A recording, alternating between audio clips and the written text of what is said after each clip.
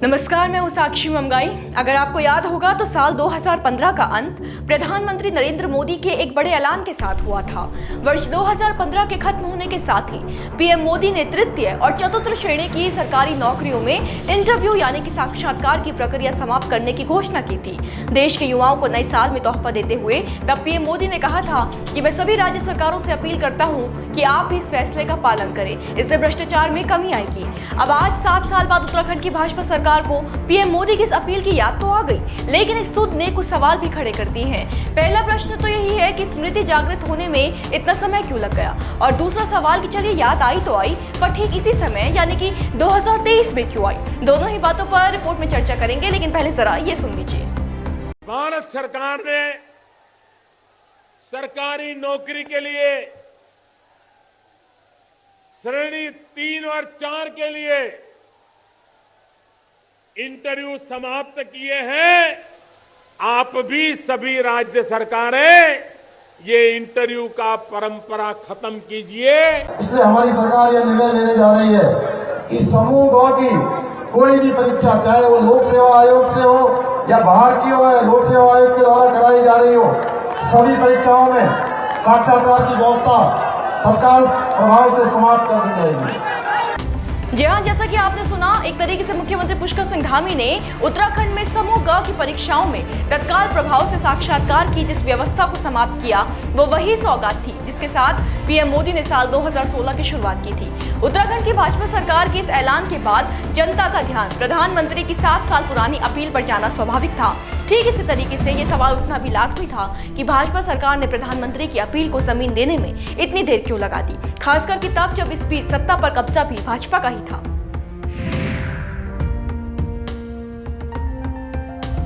उत्तराखंड विधानसभा चुनाव 2022 में भारतीय जनता पार्टी ने मिथक तोड़ दिया।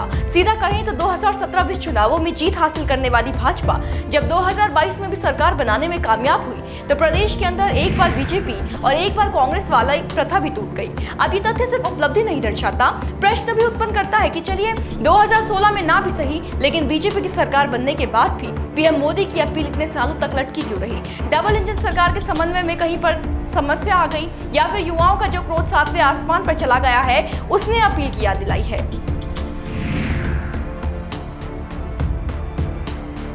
गौर कीजिए कि उत्तराखंड में 1.5 साल के भीतर करीब 8 भर्ती परीक्षाओं में गड़बड़ी पकड़ी गई। इनमें से 5 परीक्षाएं तो रद्द करनी पड़ गई। एक आयोग से दूसरे आयोग को किसी भर्ती की जिम्मेदारी ट्रांसफर भी की गई तो वहां भी पेपर लीक हो गया। हालांकि जांच और खुलासे चलते रहे, लेकिन अनियमितताओं से परेशान युवाओं का यकीन तब तक बुरी तरह डगमगा गया था। इसलिए उत्तराखंड सरकार ने इस बीच भर्ती परीक्षाओं की सूचिता और पारदर्शिता बरकरार रखने के लिए कई कड़े फैसले लिए। नकल विरोधी कानून ऐसा ही एक बड़ा फैसला रहा, पर क्योंकि इस सबके बावजूद भी कहीं न कहीं असंतोष तैरता दिखा, इसने जीरो टॉलरेंस की अपनी मंशा को और भी स्पष्ट करने के लिए सीएम धामी ने साक्षात्कार की समाप्ति की घोषणा भी कर दी। साथ ही कुछ अन्य अहम कदम भी उठाए हैं।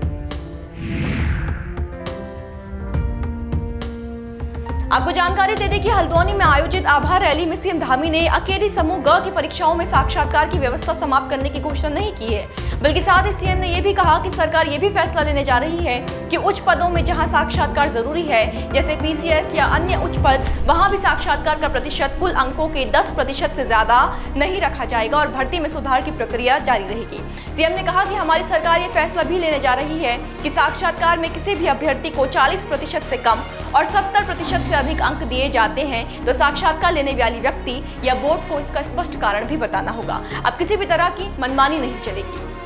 यह निर्णय लेने जा रही है सरकार कि साक्षात्कार में किसी भी अभ्यर्थी को 40% से कम अंक नहीं दिए जाएंगे और किसी भी अभ्यर्थी को 70% से अधिक अंक नहीं दिए जाएंगे और 70% से अधिक अंक दिए जाएंगे तो बोर्ड या साक्षात्कार लेने वाले व्यक्ति को बताना होगा, स्पष्ट करना होगा कि अब किस प्रकार की मनमानी अब नहीं चलने वाली है।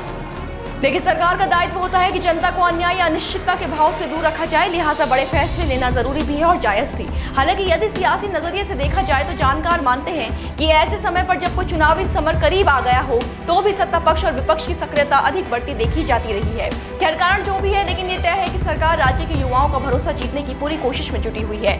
इसका प्रत्यक्ष उदाहरण यही है कि 7 साल बाद भाजपा सरकार ने पीएम मोदी की अपील को धरातल पर उतारने का ऐलान किया है। देखना यह है कि इससे आने वाले समय में कितना और क्या प्रभाव पड़ता है। नकल की जिस पाठशाला को ताले लगाने का प्रयास सरकार कर रही है, उसमें नई कवायदें कितना साथ देंगी, होगा जो भी आपके लिए लेकर आएंगे। बने रहे देवभूमि इनसाइडर के साथ। आज ही डाउनलोड करें देवभूमि इनसाइडर।